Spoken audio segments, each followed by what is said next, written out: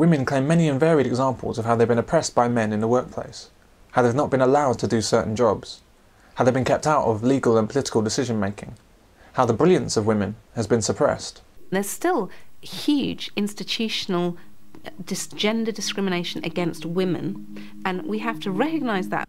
We're not reminded that society much prefers to send men into battle, down mine shafts, up telegraph poles and into sewers, and they'll certainly not tell you why society is happy to send men into danger whilst protecting women from the same. Women often complain about men not doing housework. Indeed, in Spain, there's a new legal right for women to claim grounds for divorce if the husband doesn't do a share of the housework. Needless to say, there's no equivalent obligation for her to earn a share of the income. Housework? What the hell is it coming down to housework for? You know, I mean, when am I going to turn around? You could turn around to your wife and say, well, look, darling, I earn sort of 30,000 a year, so you've got to work your butt off, and I want you to earn 30,000 a year. And if you don't, I want to do something about it. I'm going to do less of this or less of that. You don't, do you? But men don't have this selfish female attitude. They don't want her to do her fair share outside of the home as well as raise children. Everybody loses. It's up to families to decide how they'll live together, not government. One of my brothers, who's 10 years younger than me, he got married to a young feminist, and God, she was a pain in the bum. He was studying to do his accountancy exams, so she and he knew that give it 2 or 3 years down the line, he was going to be on the real big money. You're talking 100,000 a year stuff, you know.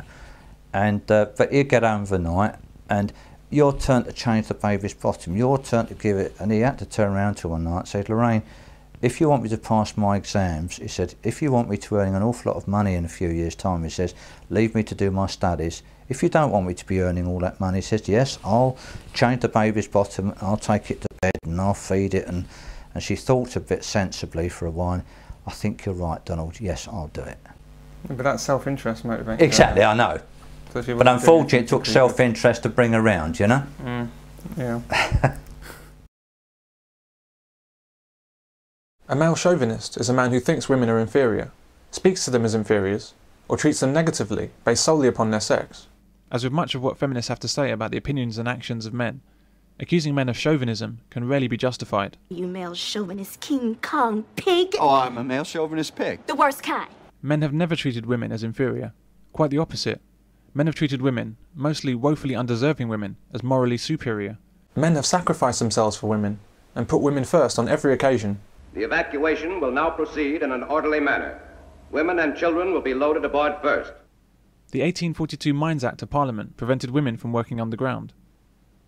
Men and boys over 10 years old were not protected. Was that chauvinism? Only men were conscripted for the world wars. Was this chauvinism? In the Falklands War, Margaret Thatcher, a woman, sent exclusively men to fight and die. Even royalty doesn't escape risk, as women do. The Duke of York, who saw service as a helicopter pilot in the Falklands. Is this male chauvinism? When the Titanic sunk, it was women to the lifeboats first. Was this male chauvinism? Men created labour-saving devices for women before seeing to themselves. Before air filters were designed to reduce fatal lung damage from coal dust poisoning in mine shafts, men were inventing washing machines and vacuum cleaners for women to make their lives easier. Was this male chauvinism? Or perhaps male chauvinism occurred during the 1950s, when men, and only men, had nerve gas tested on them at Porton Down. Chauvinism has never been a part of male behaviour. If it was, it would be women dying on our battlefields, collecting our garbage, and cleaning our sewers. The third ever Nobel Prize went to a woman. In fact, she was awarded 2 prizes in 2 different fields. If men were chauvinist, we'd never have heard of Marie Curie. Men will always recognise ability where it's apparent.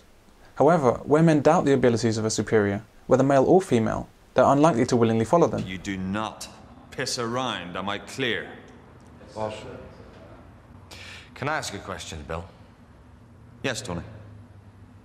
You ever been a station officer before? No. No, I haven't. General, I'm going to need a military liaison with intel background and Russian contacts. You got it. Oh, and General, make sure he's willing to take orders from a woman. The fact is that men respect ability. If a woman has it, no problem. If she doesn't have it, there's a big problem. This female general probably doesn't know what a bullet looks like, and has certainly never faced one. Men have to earn respect from other men, regardless of station. What happened to saluting an officer when he leaves the room?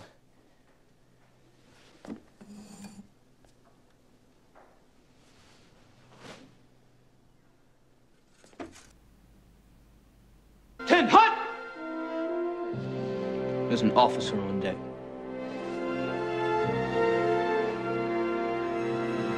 The problem with women is that when they fail to earn respect, they hold up their sex like some kind of shield to disguise their incompetence. My wings are like a shield of steel. That's why women promoted in the armed forces is such a travesty. They haven't proven themselves, they can't do the job, yet men must follow their orders, or else they have a problem with women. Men don't have a problem with women, they have a problem with incompetence. It may get them killed. If they've done it and they've known their stuff and they've worked to get there, then fine, they command the spirit of the team. But if what most people don't command the respect of is people that will come straight out of university or whatever, go into the forces on a superior level, knowing academically they might be up for the job, but they've never actually come across any scenarios, fought any live fires, had any kind of conflict, and yet they'll come in and speak to some of the older and bolder guys, who've been in like 20 years, have been there, done that before they left school.